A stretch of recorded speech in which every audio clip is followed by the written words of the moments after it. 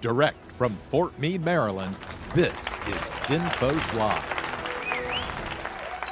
Hello and welcome to DINFOS Live. I'm Major David J. Murphy, a DINFOS instructor and your host for today's program. On this month's episode, we're talking about the tool Adobe After Effects and how units can leverage it to enhance their commands content. Joining us to discuss this topic is Director, Strategic Development, Professional Video for Adobe, Mr. David Helmly. Sir, welcome to the program. Thank you for having us. Please have a seat. Yeah. Now, before we get into our conversation today and talk about this program and how it can be used by units to enhance their video products, I want to, of course, let everyone watching know that if they have any questions for Mr. Helmly, that they can ask those questions in the chat, and we might just read them on the air. Okay, well, sir, let's go ahead and get on with the program, shall we? Can you tell us a little about yourself, your experience with motion graphics, and your experience with Adobe and After Effects? Yeah, so I've been with Adobe almost 30 years now, and had a lot of opportunity to work with DINFOS over the years, which is great, and also working on lots of major motion pictures, TV shows, brand companies as well, and After Effects has always been a big part of that. It's been an amazing journey so far. Absolutely. Now, for those who are uninitiated, who may not have worked with the program before, can you tell us what After Effects actually is? Yeah, After Effects is a compositing tool, first of all. You'll hear that term a lot, and I think the easiest way to look at After Effects is that it's animated Photoshop. So when you understand layers and how they interact with each other in Photoshop, we're just going to put those to motion. Absolutely. Okay, great. So tell me, if for folks who are watching maybe movies or television shows, can you tell us like which ones may have used After Effects in their production? Yeah, absolutely. And I'm going to show you some examples today. I've got a little demo reel that I'll just scroll through kind of quickly. But I'd almost say most major pictures that you watch and even TV shows use After Effects. It's known as the Swiss Army knife just to fix problems. We need to remove things from scenes. Starbucks cup, for example, in Game of Thrones, you might have seen that.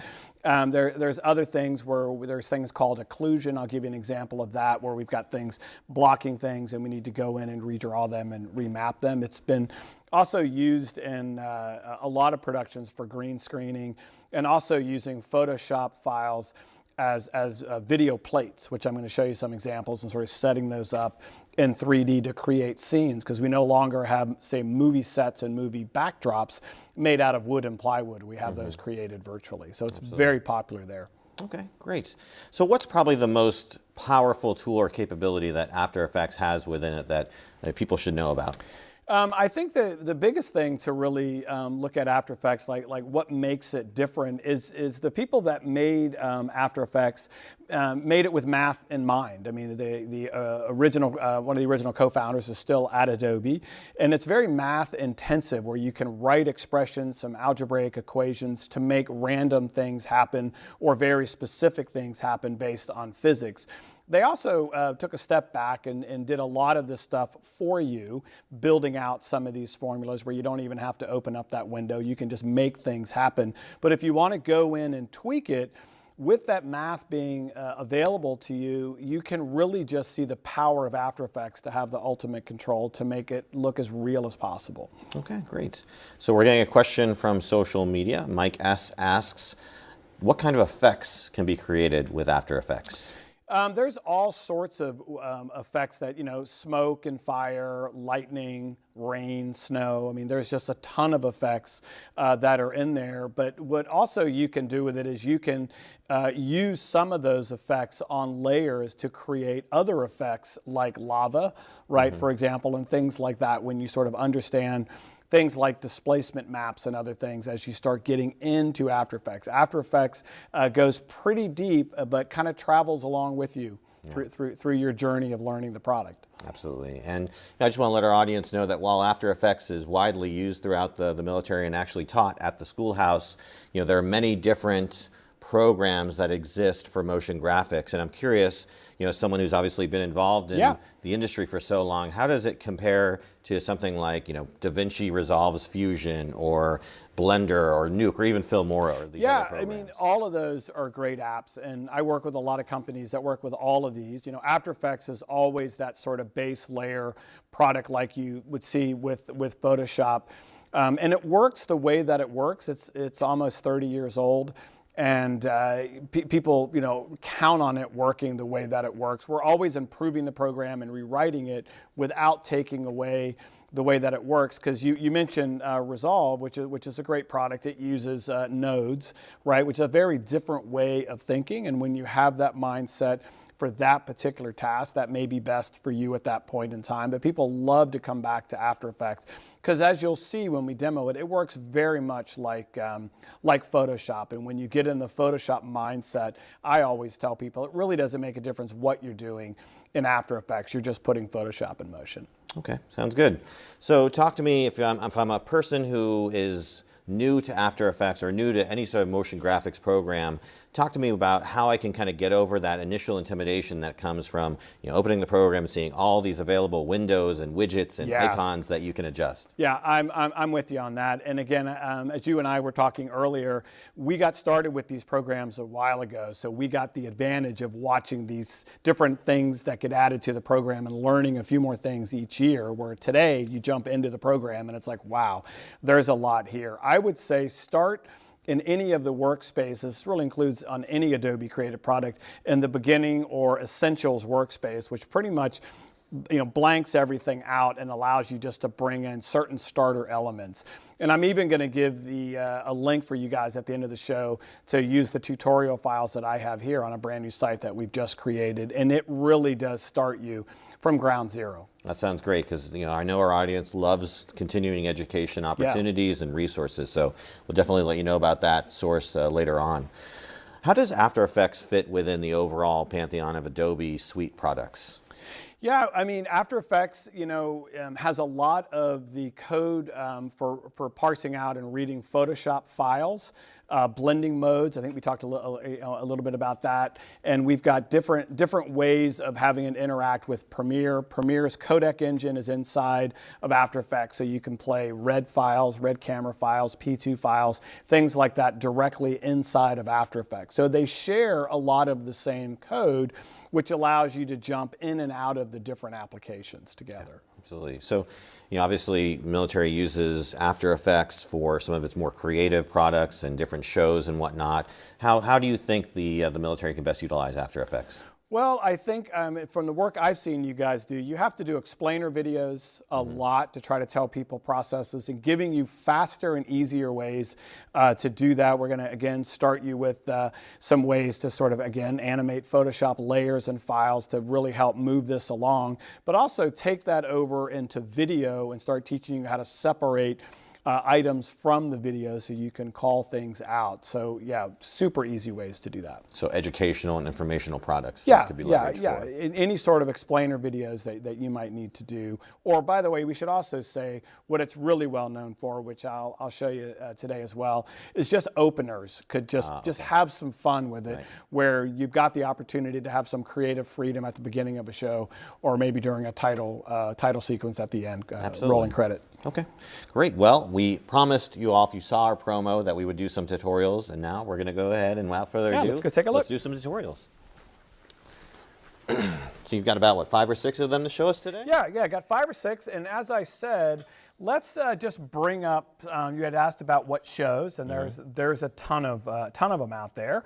And I'm just going to sort of start with this one, because this is John Landau on stage at Adobe Max, and here he is talking about how After Effects was used in Avatar 1, and as I started talking about occlusion, being able to separate things out, it's kind of cool to watch that in action. And here's another show called Hugo, where they're doing a lot of green screening and treatments within After Effects as well. And then another show that I really like to show a lot, this one is Boardwalk Empires, where they're building out an entire set and laying that all, and those are all different Photoshop layers and Photoshop files, and in that case some Illustrator files coming in. And this is probably one of my favorite, that if I just wind this back just a step there and you sort of watch how this scene is put together, and when you get an opportunity to see that they're really in a back lot with staring at a couple of green screens, each one of these Photoshop layers get added in there and then composited to make the entire scene is just absolutely fascinating to me. And then another one here where this is a great way to show, as things get layered out in Photoshop, we turn on some 3D and then you can kind of see how we set up that depth map in the scene, which is just really neat to kind of see how some of this is put together. It is just a super powerful program just to have some fun with. And you were asking, things that are generated like fire and things like that can all be sort of put in layers. I love to show this one. Had a friend of mine was the editor on Sharknado, heavy After Effects on sort of a B movie, but I like to say Sharknado is a movie that knows what it is, kind of fun, but you see a lot of use cases for that, for even just the most simplest After Effects stuff. And then another one, I do a lot of work with Saturday Night Live. Our team's worked with them for years, and here's an example of them and one of their Mario Kart videos they did this year.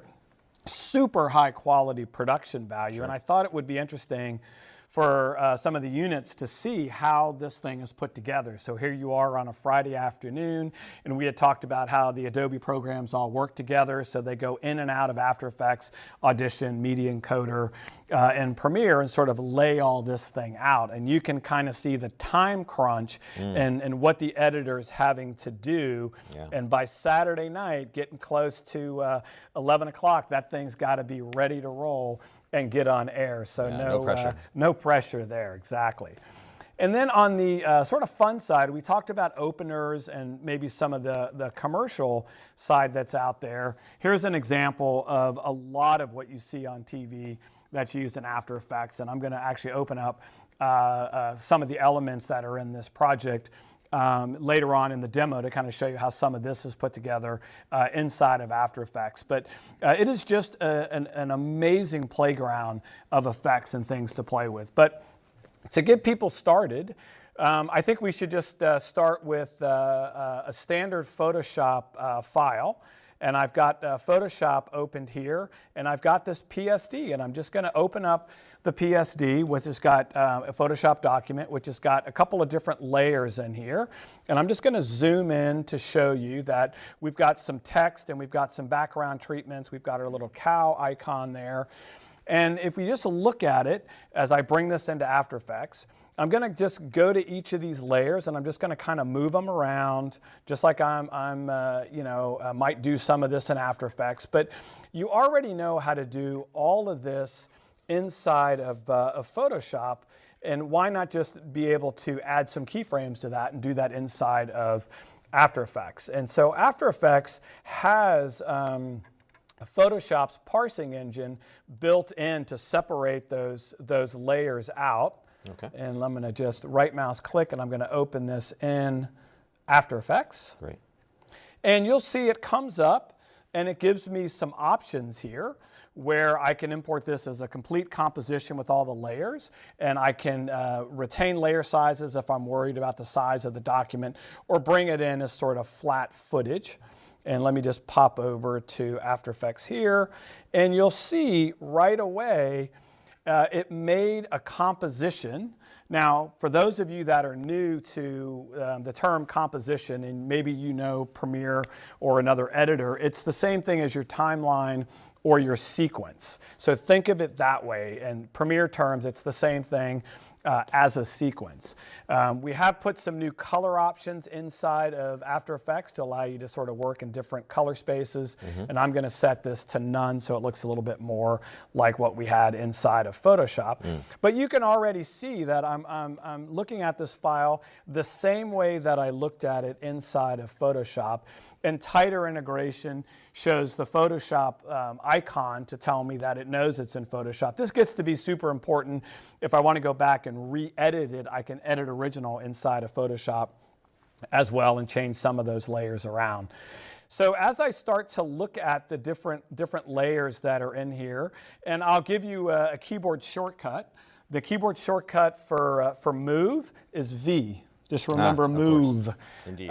So there's tons and tons of keyboard shortcuts inside of Premiere, inside of After Effects, and you can start to actually play this thing like a piano, as I say. So I'm going to jump over here to the transform controls, and the reason I mentioned some of the keyboard shortcuts is I could just hit P, S, or R to go ahead and bring up these individual ones, but I like to start out with the transform because it kind of looks like exactly what you see in Premiere, and you can see I've selected the word make, so I kind of know what's going to go on there, and I can select that, and I'm going to just add keyframes. So I've clicked on position, scale, and rotation. It's what I always tell everyone to start out. If in doubt, just click the starter keyframes, whether you plan to use it or not, and then go ahead and you can move this out over time, but figure out where you want this to start. I'm going to say, let's take the scale here, and let's put the scale at 0.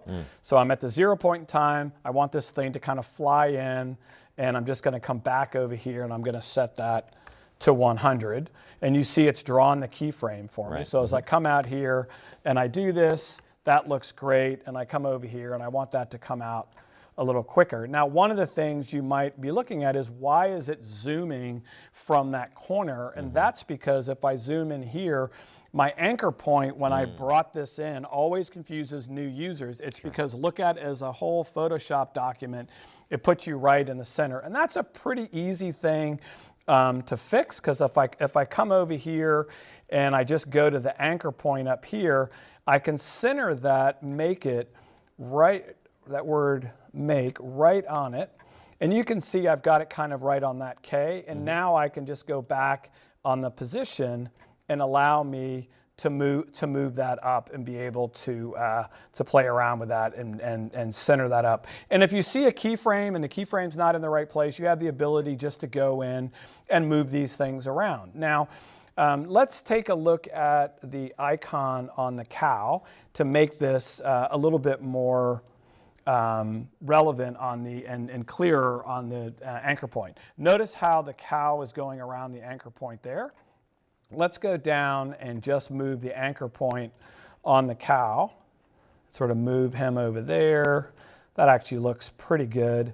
And now you'll notice when I bring the position back over here and I do the rotation, the cow's doing exactly what you would expect. So it gets pretty easy to move things around. This looks a little intimidating at first, but when you just sort of look at it, you're like, that's exactly what I see in Premiere. It gets pretty obvious. Now, I'm sure you just saved somebody hours of frustration, by the way, and that just one short demo right there. Yeah, I like I say, and you had brought this up, how can we just keep it simple and start at a point to where I can just sort of get how it's put together. Now let's bring up another demo, and I've used this car in many tutorials in the past, and I just think it's the clearest way to kind of show you the power of what you can do with a Photoshop file. Now I want you to look here and see that I actually have two Photoshop documents that I start. I have some landscape layers and I have the car layer or the truck layer. And just like Premiere, you have nested sequences. So as I put together a sequence, I might chop things up and then I'm going to grab that sequence and drag it into another sequence. It treats that whole sequence as one clip. It's the same thing with compositions. If I drag the car, which is what I did, inside of this composition, I can double click on the car and I can just see what I've done to it. So as I hit play, it looks like I've done some rotation on the tires.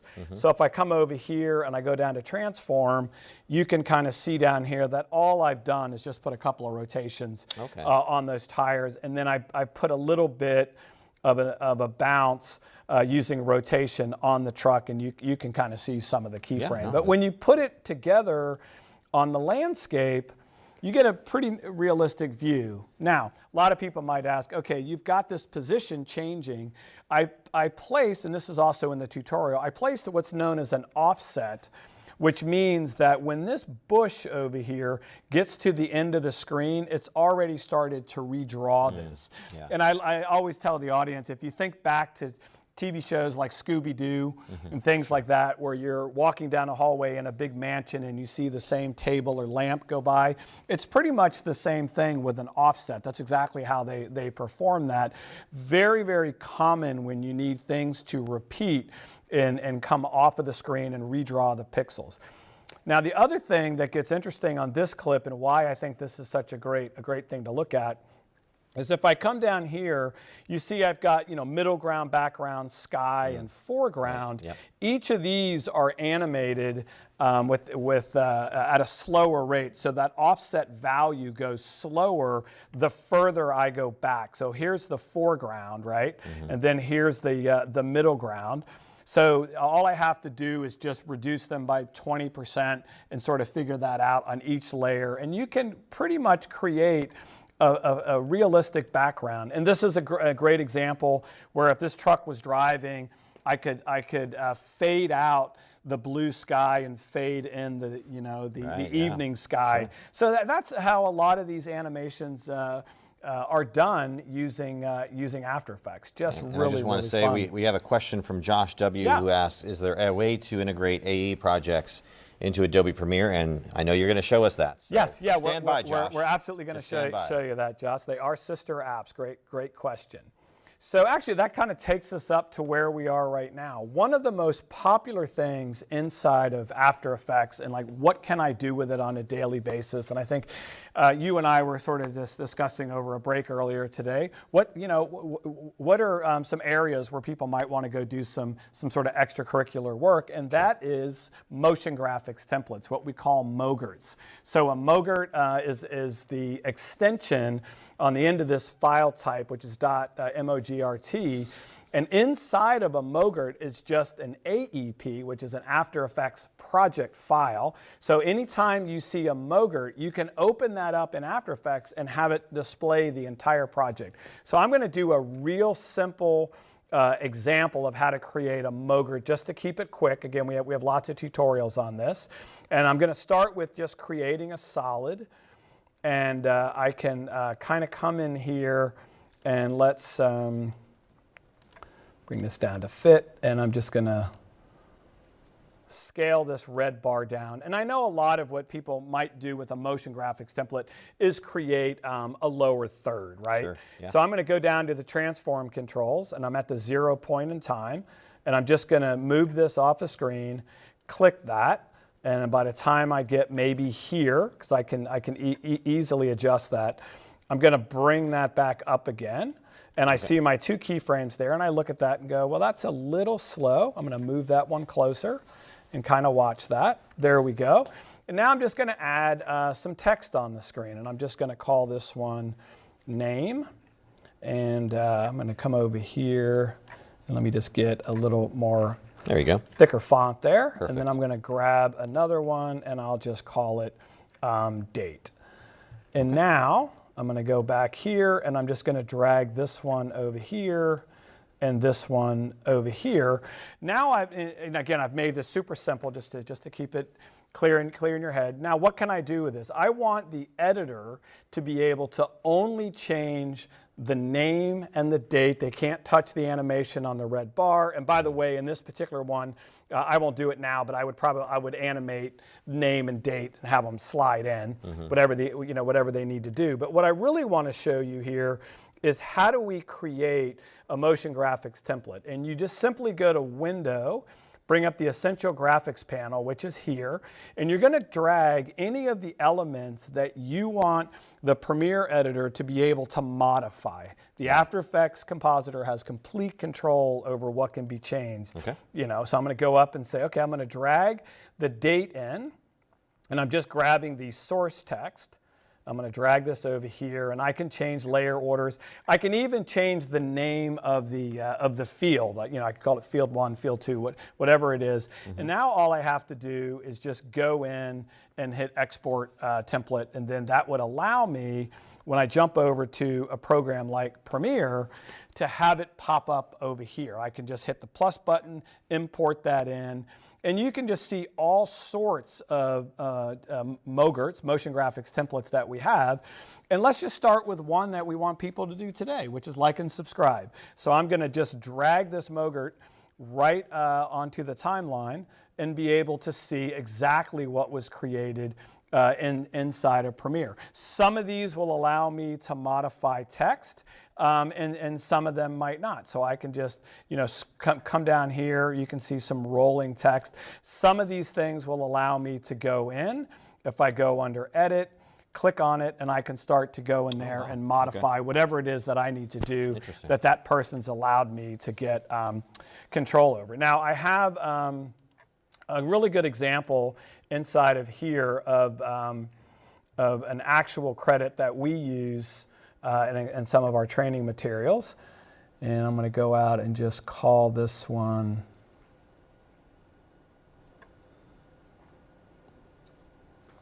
let me just grab it over here.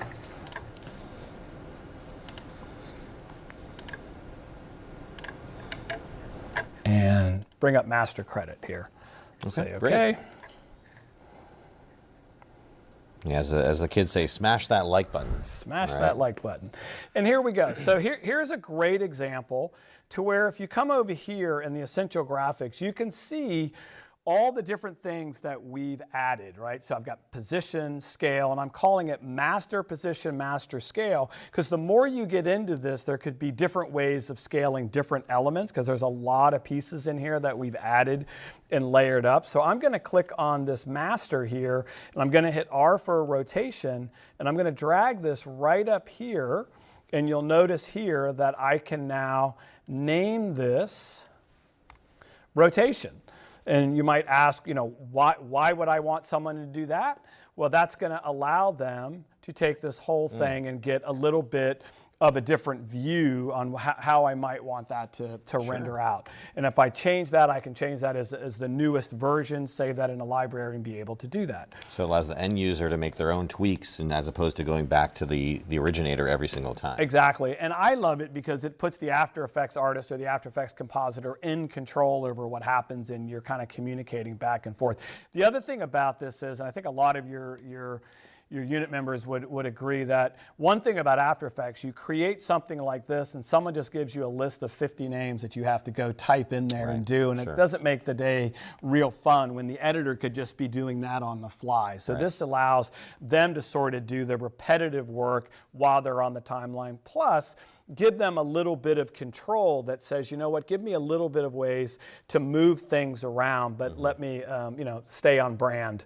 And this is a very, very popular workflow that you'll see in a lot of corporations. Now, I'm going to bring up a real complex one that I had a 17-year-old make for me, Nick. And I met Nick. He's actually the son of one of our engineers. And I said, hey, what I want you to do, and he really knew After Effects, high school kid. This was great. He was making money with MOGRTs in high school. This is awesome.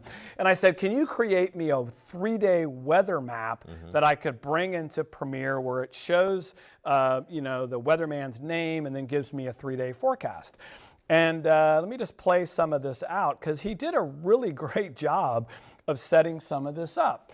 So when you look at what Nick had done, you come in here and you can kind of see, well, he's got the lower third, which is going to end up, if I double click on that nested comp, remember you can take any composition and drag it into another composition. I can see that all he did was do this, this element on my name. And then all I had to do was to go in and grab the source text and then drag it up there, and that would allow me to change the name. And he did this for each of these different elements that are in here. I mean, he could go in here and affect all of the different areas of the composition to allow me to get in there and see all the different things that are happening. So let's pop over to Premiere and show you what this looks like from an editor standpoint. As I go over here, you see I've got my weather map right there, and I can drag this out, and I'm going to put a set to frame size on there. Never scale, always set to frame size. A little tip for you. Oh, very good. So if I come in here, I can see the weather map. Now, What could I do with this? Of course, I could go in there and change my name. But you can see the sliders that Nick gave me access to. Is this a heavy snowy day? You know, how big are the flakes? How much wind is in there to sort of figure that out? Right, he had a lot of fun with it. And as I often say, you know, we certainly get some pretty hot days here in Maryland outside of DC. So we had to have some lava out there as it gets muggy. And that was another example of how you said, how can we combine effects together? That's kind of how we did that. But giving me the control of being able to get in here, and I can just go in here and type Major Murphy here, and get you to be the weatherman there, being able to do that. So you're up. Super simple. I didn't have to go back to the After Effects artist and say, hey, could you make me one of these for you? Great example. You know, I think that actually is a perfect example of what we got a question from, another social media question, Steve B, who asks, how does After Effects workflow benefit media producers? And I think you just presented that, right? Yeah, 100%. It puts the editor back in control, and I think for media producers, it gets the turnaround a lot quicker. Okay. You don't have to wait to have somebody else come back out and make that change for you, who also knows the composition, right? Because you have to kind of know your way around After Effects, and not that that's that complicated as we just showed, but you can just kind of stay in the zone of the editing. Now let's jump in and sort of kick it up a notch, I think, and let's talk about some of the more modern things that people might want to start doing with After Effects. Sure. And one of my favorite things to show is a new AI engine that we have inside of our RotoBrush tool, which has been around for a long time. And one of the things I just like to point out to the audience, you know, RotoBrush is on its 3rd version, right? A perfect example of we change the tools quite often without changing the way that they work, right? Which I think is super important, because once you get it, you don't want me to get in there and change it around. It's like, but if it's faster, selects easier, and just easier to use, then more power to them. So like you don't change a shortcut key, right? Don't change it, exactly. You know, change is hard. So down at the bottom of this project panel is a composition button here. And we also have a similar one inside Premiere. And that's going to allow me to drag this 4K movie on top of that comp window and just automatically set up my composition. Now, the reason that's a great little shortcut to know is I don't have to go into comp settings and sort of set up the 4K, this sort of frame rate, and all the different things. It just automatically knows what it needs to do. And here's a perfect example of where I want to separate this guy dancing down the sidewalk from the background so I can do some interesting things. So I'm going to start with this with a little bit of trickery. And I'm going to just duplicate this layer. How'd you duplicate that? I used Command D or Control D on Windows.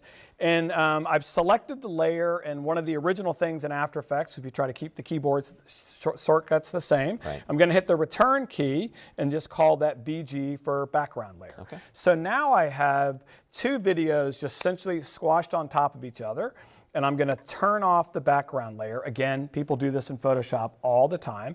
I'm going to select the foreground layer, and I'm just going to go up to the brush. And here's where the new AI engine is going to start to take place. I'm going to double click on this, and it brings up the layer window. Now, this confuses a lot of people. Always pay attention if you're in the layer window or the comp window. Remember, the comp window is the same as the program window in Premiere, and the layer window is kind of the same as the source window in Premiere. So it's the actual source video. So now I'm going to see that my tool's available, turns green, and all I have to do is just make a quick stroke and say, I want you to start selecting this image. And now all I have to do is just click, and it's getting smarter as it's clicking. Now, I did pick this image as well, because you can see it's not a real quick, easy selection because the colors are all very similar. So I'm going to go in here and I'm going to hold down the Option key or the Alt key to say I don't want that background. And now it says, okay, I'm going to stick to his legs there. And now all I have to do is just click once and say, okay, he likes the flesh color on his hand. I'm going to get rid of this up here, and I'm going to click his hand. Maybe a little bit of that. See how it just got tight? It kind of understands. So Sure. AI is allowing it to get smarter as it's learning on the fly. And right between here, I want to tell it, I want you to go ahead and do that. And all I got to do is hit the space bar.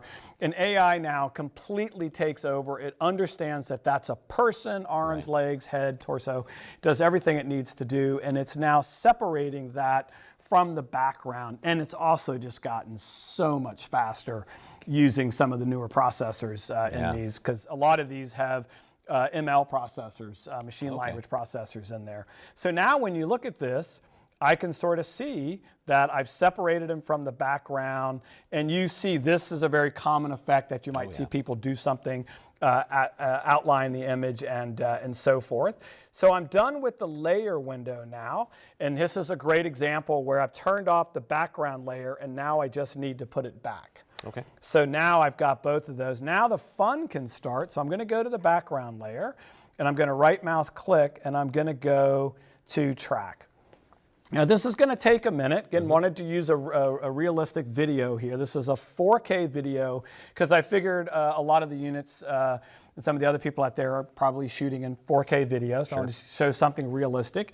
And we often know that you use 4K video because you want to do image stabilization, which big part of After Effects and Premiere to be able to get in and stabilize, especially when you're going back down to 1080. It's really, really smooth, and it'll create this in about 30 seconds, and it's going to create a 3D sort of planar map that's going to allow me to figure out where all the edges are within this image, because I've got a sidewalk here, I've got the front of this curb, and I've got the wall. It's all perspective that's going on. This also works on if the whole video is moving as well. Doesn't need to be sort of a lockdown camera like this. And this is used all the time in After Effects to make things stick. And it's just one of those metaphors that's super, super simple to watch as this kind of goes on. Yeah, being able to do this. I think it's also noteworthy is that, you know, this laptop you're working on right now is a couple years old, right? This is a 3-4-year-old laptop. So, you know, you're doing all these effects that are pretty high end, but it's in a system that is, you know, able to handle it. Yeah, exactly right.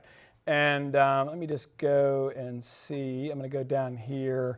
I'm going to click on the tracker. Now what you'll notice is a bunch of dots on the screen, and I can look over here and I can say, oh, let me find out where it actually finds a flat spot on the sidewalk, and I'm going to just create some text there, right? I can also kind of come over here on the wall here and just say, let me create some text over there. And now I can just start having some fun with this. I can kind of go down here and say, let me grab some of this text, and I'll kind of move this one down here, and I can have some fun and just write this out. Very nice. Be able to do that. And I can play around with perspective and all that. And I'm just going to go in and select this, and let's just change the font around, and I'm going to make it look a little bit more like graffiti there. And now if I look at this, you know, looks okay, but the trick is not quite there. So you can look here and say, well, you're going to have a better time if you just move that behind there, and you can kind of see he's stepping on the text there as I bring this out. And I sort of hit play. It is a pretty good fake out there. A great thing about After Effects. Now, the other thing about After Effects, I talked about After Effects being about control, right? So if I click on the DINFOS layer here, for example, I'm going to hit T for opacity, another keyboard shortcut for you. Again, this is just the way the engineers think. I can just kind of bring that down and say, you know what, maybe I want to put a blur on that, or I want to put text animation on that, or something like that. All of those things will work to give you just the most realistic look that you can. Just a great way to interact it. And I think you would agree that if I wanted to go on the background layer, I could even go up to effects up here and apply, you know, whatever kind of effect I wanted to just to the background layer to separate that. I could put a blur on it, a cartoon effect, or whatever I wanted just to keep that one person sort of in focus there. But I also wanted to jump over and bring up another project here, as I said, that has some 3D on it here, and see if I can. There it is. Bring up the watch one here. Let me just make sure it can find that. Jump over here, and this is going to be the file that created that video that I just showed you. There we go. Great. Now, this looks super, super complex, right? And there's a lot going on here. It's pretty cool. But layers-wise, there's some text and some solids going on and some other things. But when I look at this, you'll notice that one of the things happening here is a GLB file that's been taken. I think this one came from Maxon. And that's a library folder, like with a bunch of components that are in it. There's some metadata and different camera tracking data and things like that that After Effects reads in. But if I turn on the 3D layer, which in this case it would do automatically, and we have some tutorials to teach people how to get started with 3D inside of After Effects, I can grab my orbit tool here and just start moving this around. And you had talked about the performance on even this 4-year-old machine. The After Effects team has been rewriting a lot of the code in both Premiere and After Effects, and the performance is just absolutely amazing. But the way that you interact and the types of effects and the things that you do don't change when you're even dealing with something like 3D. It all works exactly the way that I just showed you. Okay, and there you have it. And this 3D object you're showing us, would this be created in After Effects or another program? It would be created in a great question. So with After Effects, we give you a copy of Maxon Lite. Okay. So Cinema 4D Lite is actually built in, and you can just go ahead and use that, or if you have the Pro version, some additional things that you can do. But yeah, you kind of bring those directly right inside of After Effects. Right, so you'd make the 3D object in some sort of 3D generating program, even like Blender or something like that. And you could just bring that into After Effects. Yeah, we support most of those popular models, bringing them in, and pretty much everything you need to get started with this is in the box. So. Okay, great. Well, why don't we go ahead and return back to the seats, and we can close out our episode today. And again, thank you so much for taking time out to be here. We really appreciate it. And thank everybody for all the questions that they asked. Really appreciate your contributions to the program. As we sort of end today's show, is there anything you'd like to tell us about what the future of After Effects has in store for perhaps users who might use it? Yeah, I think the question on everybody's mind is probably going to be where's AI going? Right, and we did a little bit of a sneak preview in April, showing you some things that we're working on. Being able to, remove logos, maybe in the corporate world, you need to be able to remove things. Being able to add objects to images. If I needed to be able to add this coffee mug into a particular scene, being able to do that. We're actually showing how to do that. A lot of things happening with auto dub. There's some auto editing things we're starting to look at now, which allow you to auto rough cut. So again, it's not going to do it for you. It's just going to help you get a little bit closer there and cut things down. So I should say in After Effects, we did actually have some pretty cool things that we showed at Max last year, and you'll see more this year coming up in Miami this year.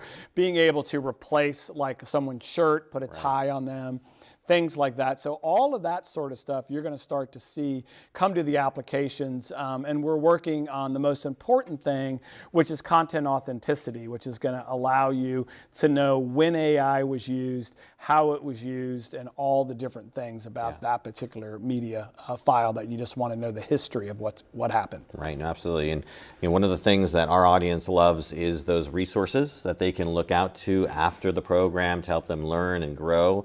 And you'd mentioned earlier that there is a resource, so let's go ahead and highlight that resource. Yeah, you see it up on the screen now. So adobevideotraining.com is a brand new site. We just went live last week, and there's lots of content, including the content that I have on here. And my most favorite thing about it, when we were talking about different things. I will have my cup of coffee in the morning and I'll watch a tutorial. Even I will always have something to learn. And these videos are done in 5, 10, 15-minute chunks. So you can just do one a day. That's great to hear. Okay, great. Well, before we say goodbye to you, is there anything else you'd like to add? No, I'd just like to say thank you very much for having us, and we really look forward to linking up with some of these guys out there. Feel free to hit me up on LinkedIn, and let's make a connection. Well, that's great. Well, again, thank you so much for taking time out to be here, Mr. Helmly. We really appreciate it, and we really appreciate you all for enjoying our show and watching it. But that is our show for this month. So again, thank you to our guest for stopping by and sharing his subject matter expertise. I'd like to also thank you all for tuning into our program. Remember, if you prefer to listen to our show rather than watch it, know that DINFOS Live is also a podcast, and you can find it on your podcatcher of choice. Just search for DINFOS Live. Join us next month on September 25th at 2 p.m. Eastern when we'll be talking about the PA mission at Joint Base Andrews. For everyone at DINFOS and the Defense Media Activity, I'm Major David J. Murphy, and we'll see you all next month. Bye, everybody.